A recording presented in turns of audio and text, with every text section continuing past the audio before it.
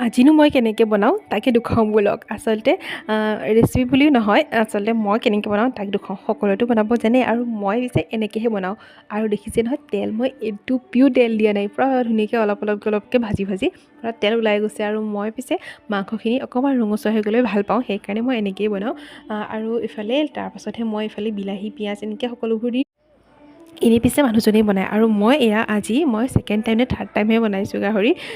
মানুহজনে যিহেতু ধুনীয়া বনায় সেইকাৰণে তেওঁকে বনাব দিওঁ, কিন্তু আজি নাই, মোৰ পালতে পৰিলগৈ। আৰু এইফালে মই ধুনীয়াকৈ বনাইছোঁ যেতিয়া মই ভিডিঅ' এটাও কৰি ৰাখোঁ, ৰেচিপি বুলিও দি দিয়া হ'ব। আৰু মইনো কেনেকৈ ৰাখোঁ তাকেতো চাব।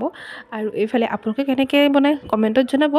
আৰু মই চেনেলে বহুত দিন ভিডিঅ' দিয়া নাই নহয়নে, ভিডিঅ'সমূহ চাগে আপোনালোকে পোৱা নাই। আচলতে ফেচবুকতো মাজে মাজে ভিডিঅ'সমূহ দিওঁ ডেইলি, বা এনেকৈ ৰন্ধা বঢ়া ভিডিঅ' কিছুমান এটা দুটাকৈ দিছোঁ বাৰু।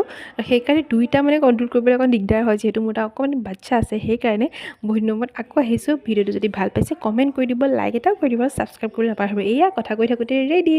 কেনেকৈ বনালেও দেখিলেই নহয়, মোৰ এনেকুৱাই আৰু এয়া লাষ্টত আকৌ ধনিয়া অকণমান দি দিছোঁ, আৰু ফিনিচিং মানুহজনেই মাৰি দিছে। আজিলৈ আহিলোঁ।